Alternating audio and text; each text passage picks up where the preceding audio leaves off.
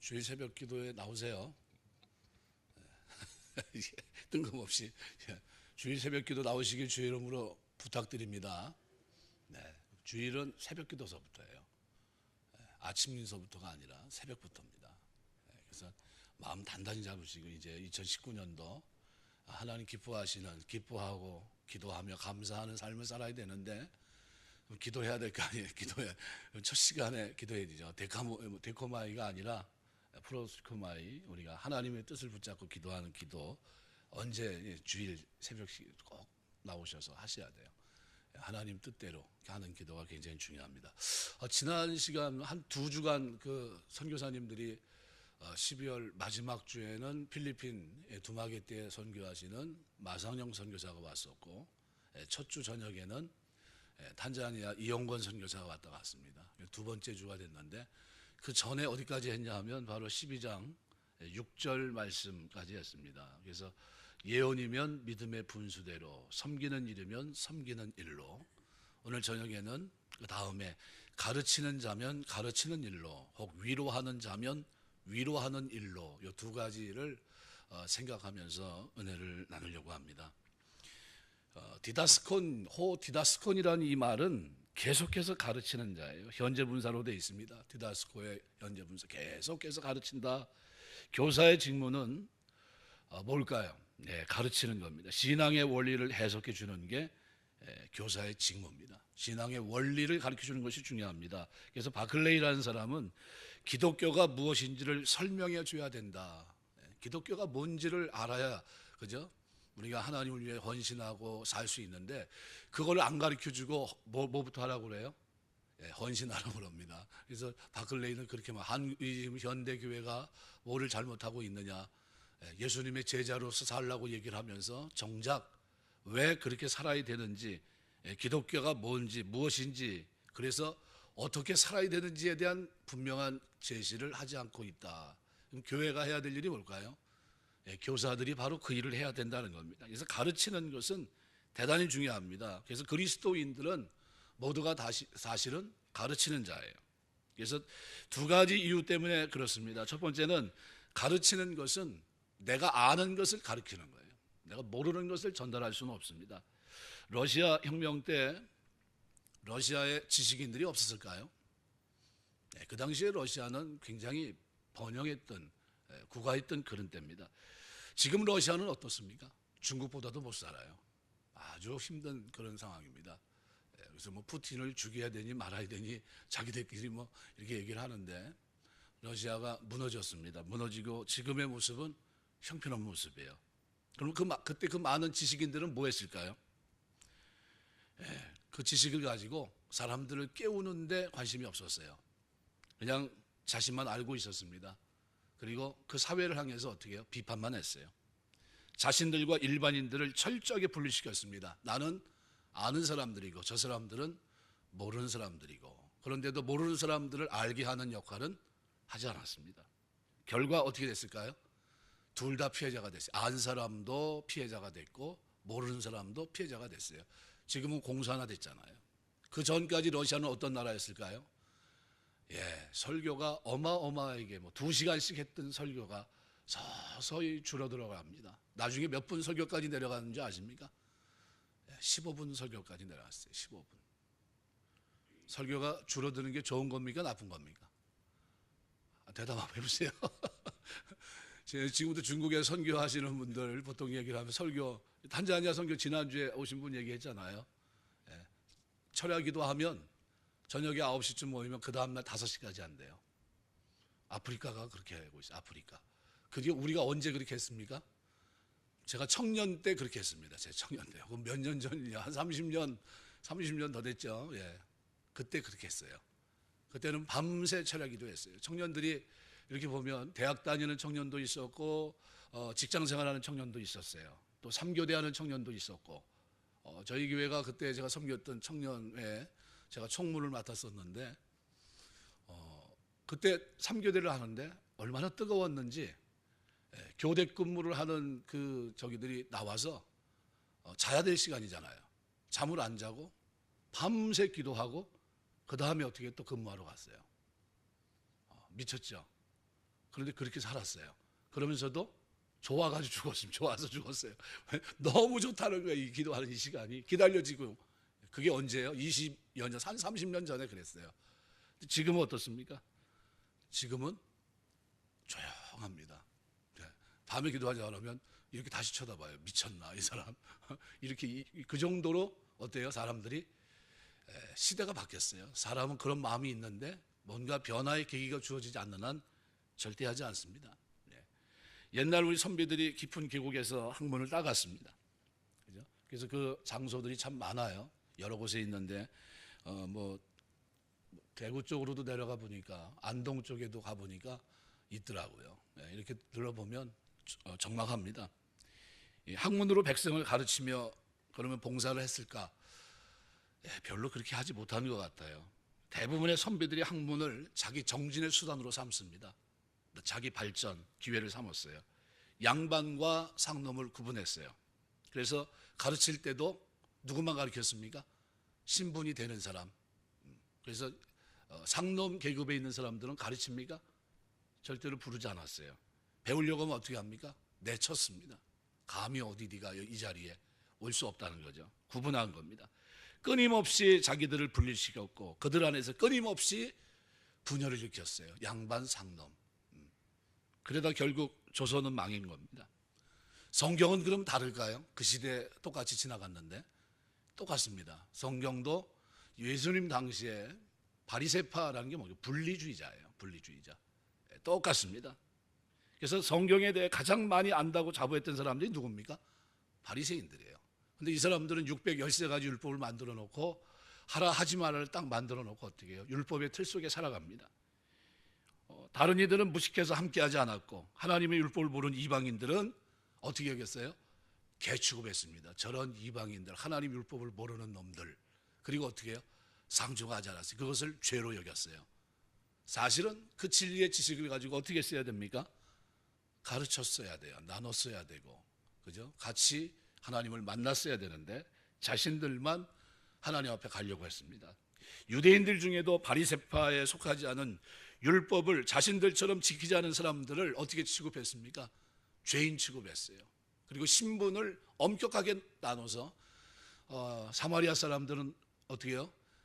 이방인들과 혼혈족이 됐다 해가지고 그들이 예배를 드리든 기도를 하든 개의치 않고 너희는 그 자체가 뭐예요? 죄인이라는 거예요. 너희와 우리는 하나가 아니다. 분리를 시킵니다. 결과 어떻게 됐습니까?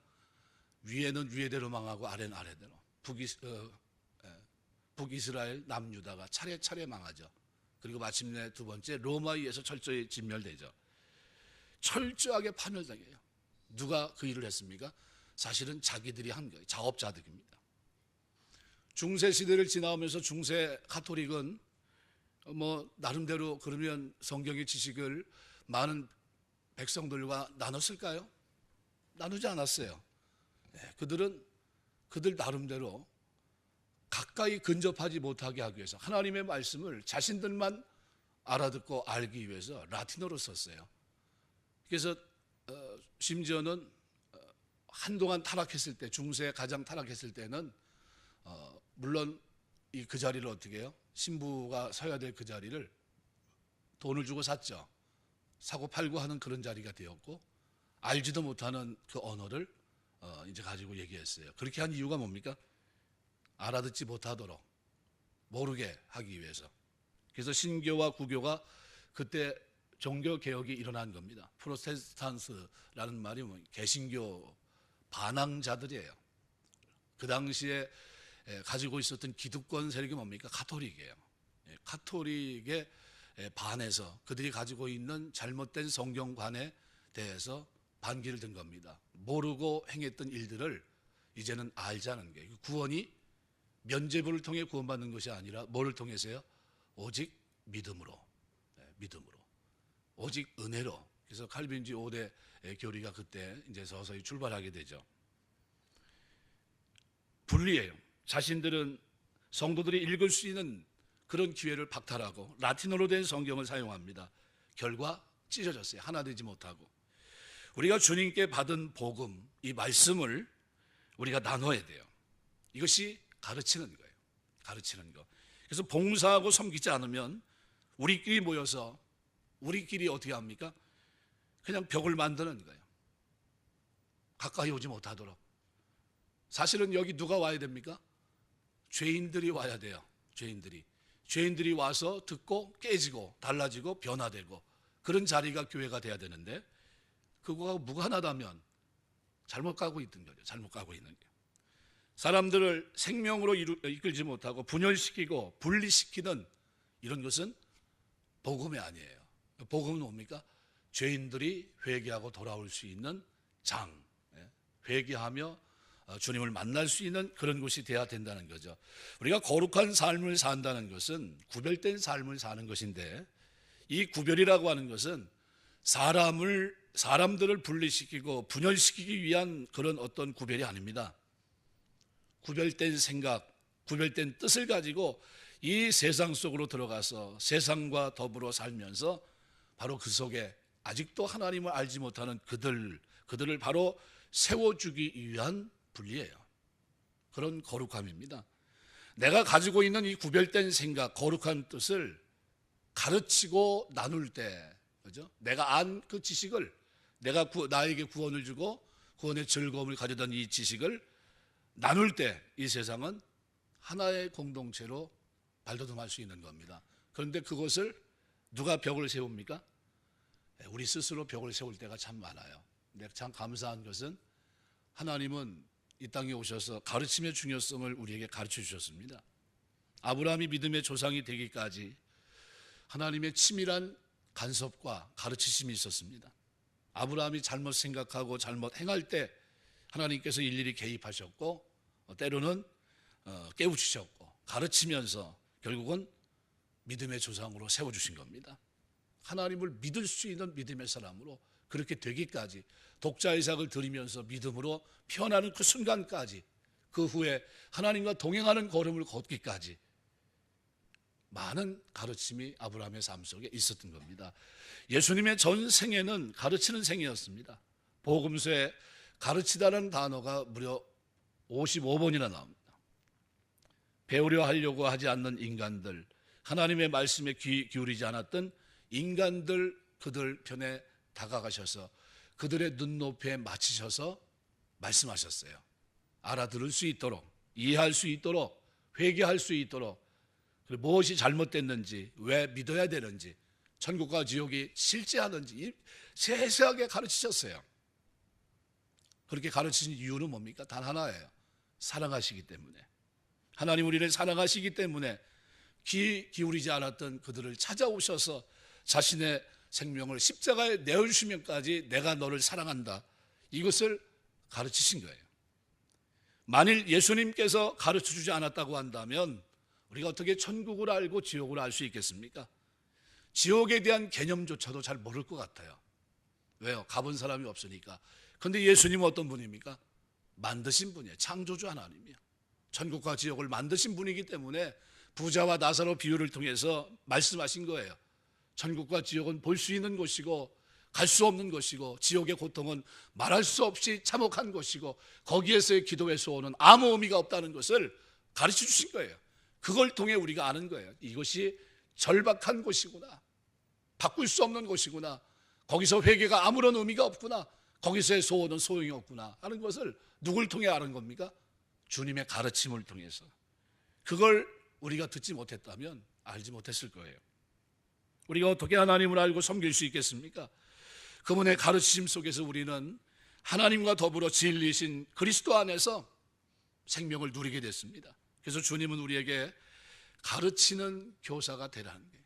가르치라. 알지 못하는 그들이 알게 하라는 거예요. 알게 하라. 우리가 가르칠 때, 우리의 아는 것을 나눌 때 세상은 더 이상 분리되지 않고 이원화시키지 말아야 된다는 거죠. 주님의 사랑과 화합과 평강이 넘치는 사회로 일궈지는 거예요. 그런데 우리는 가까이 가려고 하지 않아요. 그런데 주님의 마음은 어디 있습니까? 잃어버린 영혼에 가 있어요. 두 번째로 왜 가르쳐야 되느냐? 가르치는 것이 배우는 것이기 때문에 그렇습니다. 한번 따라서 하시겠습니다. 가르치는 것이 배우는 것이다. 디다스코라는 이 헬라 말은 배우다라는 뜻이 있어요. 가르치다는 뜻도 있지만 배운다는 뜻도 있습니다. 내가 가르치기 전에는 내가 배운 것이 아닙니다. 내가 가르치기 전까지는 내가 배운 것이 절대로 내 것이 되지 않아요. 다시 말하면 실천하지 않으면 내 것이 될 수 없어요. 실천입니다. 가르칠 때만 배운 것이 비로소 내 것으로 남습니다. 배움은 가르침으로 반드시 연결돼야 돼요. 가르친 것만 확실하게 배운 것으로 남기 때문입니다. 주님께서 우리에게 모든 사람을 제자로 삼고 당신에게 분부한 모든 것을 가르치라고 유언하신 이유는 그 말씀을 실천하는 중에 주님께서 가르치신 모든 것을 나의 것이, 오늘 우리의 것이 되게 해주시기 위함입니다. 가르쳐 지키게 하라. 목적이 어디 있습니까? 지키게 하는 데 있어요. 하나님의 뜻을 준행하는 데 있습니다. 가르침의 목적이 분명한데 그것이 나에게도 복이 되고 듣는 사람에게도 복이 되기 때문입니다. 그래서 가르치지 않으면 알지 못해요. 우리가 여러분 삶의 주변에서 아직도 기독교, 예수 그리스도를 만나지 못한 사람들에게 복음을 전할 수 있는 여러분 되시길 주의 이름으로 축원합니다. 듣지 못하면 믿지 못해요. 믿지 못하면 구원받지 못하는 겁니다. 전하는 자가 없으면 듣지 못하는 겁니다. 그래서 전하는 자들의 발걸음이 아름다운 거예요. 그런데 우리는 가르쳐 지키게 하라는 명령을 부여받고 있어요. 해도 되고 안 해도 되고가 아니에요. 내가 아는 그걸, 내가 만난 그리스도를 전하라는 거예요. 왜 해야 되는가? 주님의 제자가 될 수 있도록 만들어야 되기 때문에. 나 스스로 사는 게 아니라 주님이 우리의 뭡니까? 왕이신 분이에요. 왕이신 그분의 주인을 인정하고 우리는 어떻게 해요? 정으로 사는 그 길, 그것을 주님께서 우리에게 요구하시기 때문입니다. 주님의 제자가 될 수 있도록 가르쳐 지키게 해야 됩니다. 지키는 게 더 어려워요. 지키는 게. 그래서 내가 지키지 않으면서 지키라고 하면 뭡니까? 위선이에요. 내가 먼저 그렇게 살면서 또 아는 것을 말하고 그 다음에 어떻게 해요? 그렇게 사는 것을 보여줘야 됩니다. 그래서 가르침은 아는 것을 지식으로 전달하는 것과 그 다음에 어떻게 해요? 바로 그렇게 사는 것이 중요합니다. 그래서 우리의 삶은 가르침에 있어서 너무나 중요합니다. 예수님께서 위대한 교사이신 이유는 삶으로 본을 보이셨기 때문입니다. 사도 바울은 예수님의 삶을 본으로 삼았습니다. 내가 그리스도를 본받은 것 같이 너희는 나를 본받는 자가 되라. 그리스도를 본받는 삶을 가지고 어떻게 해요? 살아간 겁니다. 십자가 위에서 사랑과 진리와 생명을 가르쳐 주셨습니다. 아무리 착하게 살다가 바르게 살자, 아무리 구호를 외쳐도 사람들은 본성대로 살아갑니다. 죄인은 죄인 그대로 살아갑니다. 왜 그렇습니까? 타락했기 때문이죠. 어른들은 말은 그렇게 하지만 사실 사회는 어떻습니까? 돈만 되면 무슨 짓을 해도 하는 세상이 됐습니다. 중국 여행을 갔더니 그 여행 갔을 때 그런 가이드가 그런 말 하더라고요. 중국은요, 못 먹는 게 없습니다. 바다에는 잠수함 빼고 다 먹고요. 하늘에서는 비행기 빼고 다 먹고요. 육지에서는 탱크 빼고 다 먹습니다. 그래요. 그러더니 못하는 것도 없습니다. 주문만 하면요 다 합니다. 그래요. 근데 중국만 그런지 필리핀은 더하다고요. 필리핀은 어느 정도냐고 그러면 물어봤더니 그러더라고요. 필리핀은 돈 10만 원만 주면 저 사람 좀 죽여달라면 총 쏴준대요. 아니 어떻게 그런 세상이 있습니까? 그랬더니 무단으로 복제된 총이 너무나 많고 배우지 못한 아이들이 생명의 소중함을 모르기 때문에 돈만 우리 돈으로 한 10만 원 정도만 주어주면서 저놈 아주 나쁜 놈이니까 죽여야 된다고, 좀 죽여달라고 그러면 알았다고 그러고 자기가 죽여준대요. 그러면 어떻게 도망갈 수 있냐고 그랬더니 치안이 형편없습니다. 섬이 몇천 개가 되기 때문에 CCTV가 있는 것도 아니고 잡을 수가 없습니다. 누가 쐈는지도 모르겠지만 그 안다 할지라도 도망가면 잡을 길이 막막하대요. 깜짝 놀랐어요. 그런 세상에 우리가 살고 있습니다. 삶이 대단히 중요합니다. 아이들은 우리가 말한 대로 살아갑니까? 보여준 대로 삽니까? 보여준 대로 삽니다. 보여준 대로. 그래서 우리가 아무리 말해도 우리가 삶으로 보여주지 않은 것은 아이들이 절대로 따라가지 않습니다. 우리가 정말 진리를 따라 살아야 돼요. 하나님 말씀대로 진리를 삶으로 보여줘야 된다는 겁니다.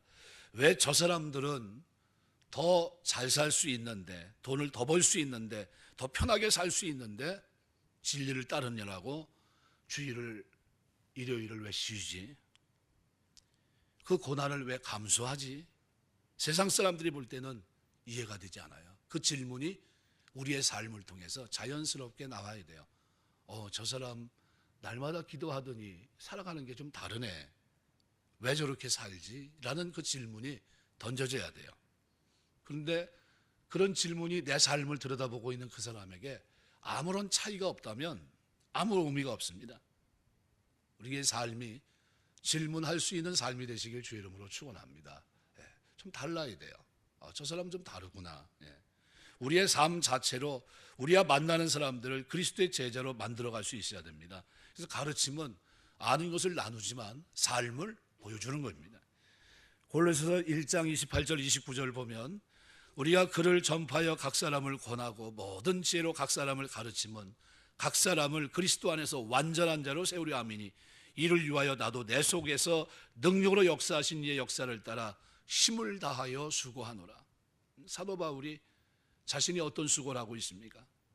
각 사람을 가르치는 이유가 그리스도 안에서 완전한 자로 세우기 위해서 수고한다, 이렇게 분명히 표현하고 있습니다. 우리가 가르침의 중요성은 이루 말할 필요가 없을 정도로 중요합니다. 그래서 내가 믿는 기독교, 내가 왜 예수를 믿는지 여기에 대한 분명한 대답을 우리가 해줘야 됩니다. 이것이 전제가 되지 않으면 알지 못합니다. 그래서 우리가 아는 것을 전달해야 되겠지만 전달하는 것 이상으로 아는 대로 사는 것이 더 중요합니다. 이렇게 살면서 내가 던지는 질문이 아니라 그들로 하여금 던져오는 질문이 있어야 돼요. 왜 저렇게 살까? 뭐가 있는 거지? 저 사람은 왜 저 절망적인 상황에서 왜 울지 않지? 제가 얼마 전에 그 책을 보면서 그런 느낌을 받았는데, 진짜 자기 딸이 암에 걸려서 죽어가고 있어요. 근데 너무 평온한 거예요. 고요하고 몸부림치고 절규하고. 아버지, 이어령 교수 얘기하는 겁니다. 지성에서 영성으로. 아버지가 그 딸을 보면서 제가 왜 그러지? 좀 나한테 좀 도와달라고 막 몸부림치고 막 이런 모습을 좀 기대했는데 아니라는 게 전혀 그런 모습이 없고 기도하면서 찬송하면서 말씀 보면서 아주 평온한 모습이에요. 자기 속으로 그렇게 얘기했다는 겁니다. 야, 너 그러면 안 돼. 너 왜 그래? 너 미쳤어. 나한테 좀 도움을 좀 요청을 한번 해봐. 아버지 나 힘들어. 나 죽기 싫어. 이런 말을 좀 나한테 던졌으면 좋겠는데 그 말을 안 하고 조용히 어떻게 해요? 근데 그 모습 속에 뭐가 있어요? 평온함이 있는 거예요. 그 모습 속에 아무 두려움이 없는 거예요. 그 모습을 보면서 아무리 얘기해도 깨지지 않았던 한 지성인이 깨집니다. 그리고 세례를 받아요. 이게 이어령 교수예요. 2007년도 세례를 받아요. 왜 세례를 받았습니까? 당신 같은 지성인이 뭐가 아쉬워서 이제 세례를 받고 이제 예수를 믿습니까? 라는 질문에 그가 대답한 말이 뭐냐면 바로 그거예요. 내 딸을 보면서 그가 만난 하나님이 도대체 뭐냐는 게, 내가 평생을 살아오면서 못할 것이 없고 거침없이 살아왔는데 내가 모르는 세계가 있다는 것을 느꼈다는 거예요. 내가 모르는 세계가 있구나. 영성이라는 그 세계가 도대체 뭘까? 기독교가 말하고 있는 그 예수가 도대체 뭘까라는 질문이 자신에게 던져진 거예요. 그리고 그 질문을 통해서 자신이 이제 주님 앞에 온 겁니다. 그리고 만난 그리스도를 자기가 표현한 책이 지성에서 영성으로 된 책이에요. 미쳤습니까? 그 사람이? 아니거든요. 멀쩡합니다. 그런데 그렇게 될 수밖에 없었던 것은 가르침을 내 삶 속에서 그대로 구현한 자기 딸, 그 모습을 보고 깨진 거예요.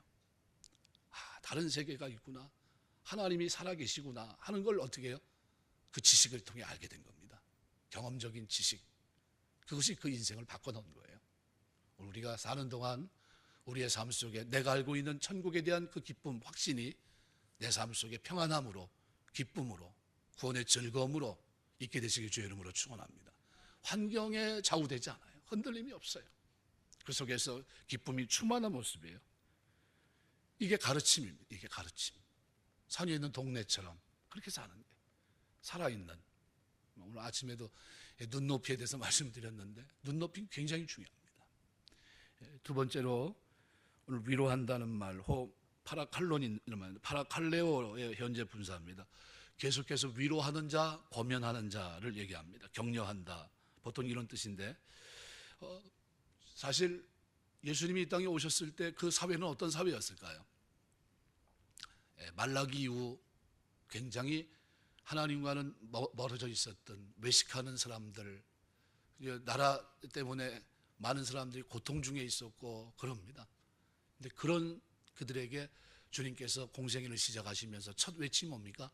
마태복음 5장의 산상설교예요. 그래서 마태복음 말씀해 보시면 5장 시험을 받으시고 그런 후에 이제 제일 먼저 내가 추구하는, 내가 말하고자 하는 천국은 어떤 세상이냐를 얘기할 때 산에 올라 앉으시고 제자들이 나올 때 입을 열어 가르치신 내용이 바로 팔복입니다. 심령이 가난한 자는 복이 있나니 천국이 그들의 것이며, 애통하는 자는 복이 있나니 그들이 위로를 받을 것이며, 온유한 자는 복이 있나니 그들이 땅을 기업으로 받을 것이며, 의에 줄이고 목마른 자는 복이 있나니 그들이 배부를 것이며, 긍휼히 여긴 자는 복이 있나니 그들이 긍휼히 여김을 받을 것입니다. 마음이 청결한 자는 복이 있나니 그들이 하나님을 볼 것이며, 화평하게 하는 자는 복이 있나니 그들이 하나님의 아들이라 일컬음을 받을 것입니다. 의를 위하여 박해를 받는 자는 복이 있나니 천국에 그들의 것입니다. 나로 말미암아 너희를 욕하고 박해하고 거짓으로 너희를 거스려 모든 악한 말을 할 때에는 너희에게 복이 있나니 기뻐하고 즐거워하라. 하늘에서 너희의 상이 큼이라. 너희 전에 있던 선지자들도 이같이 박해하였느니라. 이거는 전적으로 누굴 위로하는 겁니까? 그 당시에 유대인들, 고통 속에 있는 유대인들에게 위로가 되는 메시지였어요. 전체가 깜짝 놀란 거예요. 이거 무슨 말이지? 들어보지 못했던 얘기가 그저 메시아 그리스도를 통해서 쏟아져 나온 거예요. 이것이 권면이에요. 권면. 위로한다는 거죠. 시편 23편 1절 6절까지 말씀 보면 그 말씀 자체가 얼마나 큰 위로가 됩니까? 기도 중에 고난 중에 있을 때 얼마나 큰 위로가 됩니까? 여호와는 나의 목자시니 내가 부족함이 없음. 그가 나를 푸른 초장에 누우시며 쉴 만한 물가로 인도하시는도다. 이거를 얼마나 많이 외웠는지 몰라요. 너무나 위로가 되는 말씀이에요. 기도 중에도, 그죠? 걷는 중에도, 산 중에 걸어갈 때도 얼마나 큰 위로가 되는지 몰라요. 말씀 자체가 위로인 줄 믿습니다. 그래서 위로한다. 그 다음에 곁에 있다는 게 파라칼레오라는 말은 파라칼레오인데 이거는 곁에서 부른다는 게, 위로는 곁에 있는 겁니다. 한 20년 됐을 것 같아요. 영국에서 어떤 일이 있었냐면 친구라는 그 공모를 했습니다. 전국에. 그래서 이제 말 그대로 1등한 사람에게 뭐가 주겠죠. 공모했는데 그때 친구를 정의했을 때 뭐가 나왔냐면 고통 중에 있을 때 언제나 옆에서 곁에 있어주는 사람, 그걸로 친구를 정의했습니다. 여러분, 세상에 여러분이 고통 중에 있을 때, 절망적일 때 옆에도 누가 한 사람 있었으면 좋겠죠. 그분이 예수님인 줄 믿습니다. 예수님이에요. 파라클레오라는 말은 곁에 있다는 게, 성자 하나님께서 성신하셔서 우리 곁에 오셨어요. 영이신 하나님께서 오늘 영으로 우리 곁에 계십니다. 그래서 우리가 성령께서 우리와 함께 하시는 게 곁에 있다는 뜻입니다. 파라클레오. 또 초대하다는 뜻입니다. 내가 어려움에 처한 사람들 삶 속에 들어가 삶을 함께 나누는 것은 대단히 아름다운 위로가 됩니다. 상대를 내 삶 속에 초대해서 삶을 나누는 것은 더 아름답고 더 큰 위로가 될 수 있어요. 예수께서 우리의 삶 속에 오셔서 곁에 계시면서 우리의 아픈 삶을 나눠주셨어요. 이게 얼마나 큰 위로가 됩니까? 그리스도는 위로자예요. 또 우리가 위로하다, 이 파라칼레오는 간구하다는 뜻이 있습니다. 참된 위로자가 되기 위해서 항상 하나님의 위로를 간구하는 사람이 돼야 돼요. 하나님의 위로를 받아본 적도 없고 위로를 알지 못하는 사람이 누구를 위로할 수 있겠습니까? 하나님의 위로를 간구하고 또 이미 내 삶 속에 임하신 하나님의 위로를 바라볼 수 있어야 돼요. 그러면 기도하게 되고 소망하게 됩니다. 그래서 제가 소망과 희망은 다르다고 그랬어요. 희망은 사람들이 연초가 되면 어떻게 해요? 바닷가로 가든지 뭐 정동진에 가서 보든지 아니면 저 소백산 저 위에 올라가서 보든지 해를 보면서 어떻게 해요? 비는 거예요. 그게 뭡니까? 희망. 이랬으면 좋겠다. 올해는 이랬으면 좋겠다. 희망과 소망은 다릅니다. 소망은 뭐예요? 실체가 있어요. 실체가 누굽니까? 우리 주님이에요. 위로하시는 그분이 나의 기도를 들어주시고 내 소원을 이루어주시는 거예요. 금년 여러분 소망한 소망이 기도하는 중에 신앙생활 중에 이루어주시는 역사가 있게 되시길 주의 이름으로 축원합니다. 하나님 소망의 실체가 있는 분이 하나님이에요. 위로를 받아본 적도 없는 사람은 위로에 대해 얘기할 것이 전혀 없어요. 하나님은 오늘 위로를 간구하고 이미 내 삶 속에 임하신 하나님의 위로를 바라보는 자들에게 그 소망을 채워주시는 분입니다. 창세기 24장 27절 보면 이삭과 리브가가 나와요. 리브가라는 이름의 뜻은 묶어두다는 뜻이에요. 리브가가 하나님께 묶인 바 되어 있었기 때문에, 하나님께 사로잡힌 바 되어 있었기 때문에 삶 속에서 역사하시는 하나님의 위로하심을 그가 경험했고, 덕분에 남편에게 리브가는 위로자로 살 수 있었습니다. 위로한다는 것은 대단히 큰 축복입니다. 우리가 신앙생활하면서 이것도 하나의 은사예요. 이 은사를 가진 사람이 신약 성경에 나타나는데 이 사람이 누굴까요? 바로 바나바입니다. 바나바. 원래 이름이 누구예요? 요셉입니다. 요셉. 그런데 그 사람을 뭐로 부릅니까? 위로자 바나바로 불러요. 사도행전 4장 36절에 37절, 사도행전 9장 26절 27절, 사도행전 11장 22절 26절. 누구와 관계된 얘기를 하고 있냐 하면 안디옥에서 또 사울, 많은 사람들이 어떻게 해요? 믿지 못한다고 할 때 그 사람 다메섹에서 변화됐다고 하는 그 사실을 그대로 누가 얘기해 줍니까? 바나바가 얘기를 해요. 위로해 줍니다. 걱정하지 마, 내가 가서 해결해 줄게. 그리고 사도 바울을 어떻게 해요? 하나님의 사도로서, 이방인의 사도로 나아갈 수 있는 길을 누가 마련해 줍니까? 바나바가 그 역할을, 위로자로 너무나도 큰 역할을 합니다. 그래서 바나바의 위로가 아니었다고 한다면 사도 바울이 존재할 수 있었을까? 아마 자기 입지를 세우는 게 대단히 어려웠을 거예요. 왜냐하면 서신서를 가만히 들여다보세요. 갈라디아서를 봐도 사도 바울이 자신의 사도권에 대해서 어떻게 해요? 이의제기한 사람이 많았어요. 당신은 예수님께 직접 사사받은 제자가 아니지 않습니까? 어떻게 당신의 우리가 받아들일 수 있겠습니까? 그래서 그가 전한 고린도 교회 같은 데도 보면 어떻게 해요? 파가 나눠져 있어요. 아볼로파, 그죠? 게바파, 사도 바울파 해가지고 쫙 나눠져 있어요. 나눠진 이유가 뭡니까? 믿을 수 없다는 거예요. 쉽게 말하면 당신 못 믿는다는 거죠. 그런데 믿을 수 있게끔 했던 사람, 역할했던 사람은 뭡니까? 이 바나바예요. 그런데 이런 역사는 그만두고라도 저는 창세기 50장에 기록되어 있는 요셉이 어떤 사람이었는가, 그걸 얘기하면서 마치려고 합니다. 창세기 50장 한번 보실까요?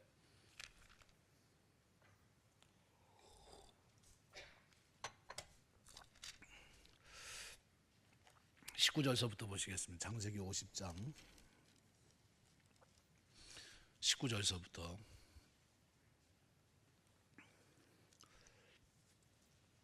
21절까지 한번 보겠습니다. 같이 읽겠습니다. 요셉이 그들에게 이르되 두려워하지 마소서, 내가 하나님을 대신하리이까.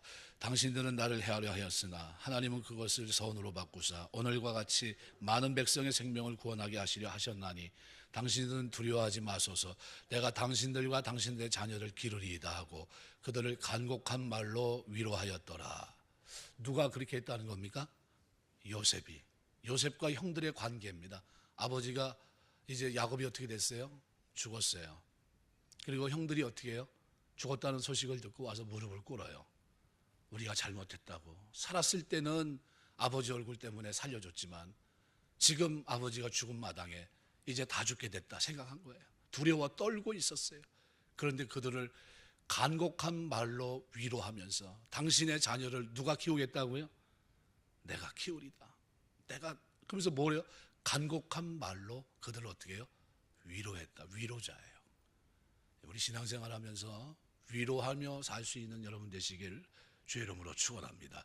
그래서 하나님의 교회가 하나 되는데 중요한 역할을 하는 사람은 어떤 역할일까요? 바로 이 위로하는 사람이 많아야 돼요.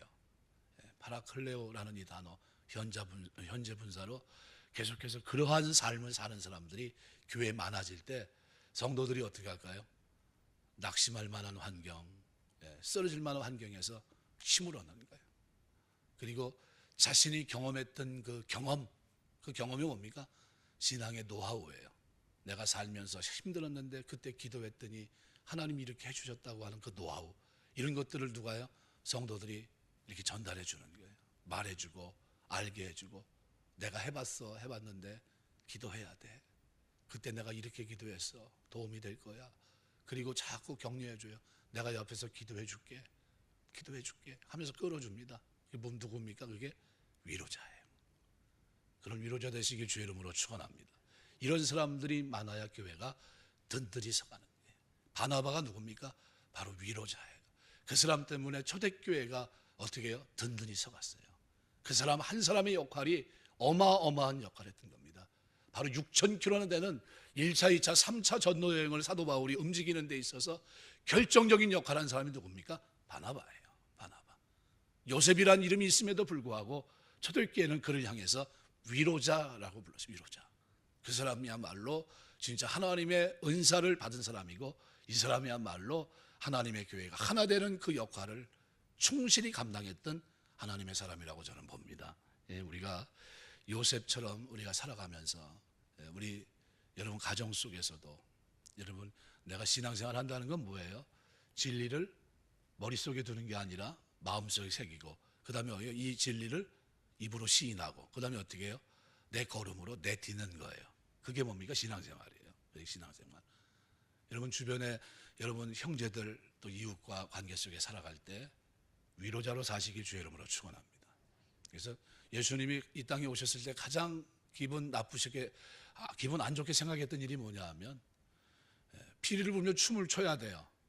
피리를 불어도 춤을 추지 않고, 가슴을 치면 어떻게 해요? 눈물을 흘리고 통곡을 해야 되는데, 그런 장면이 나왔는데 어떻게 해요?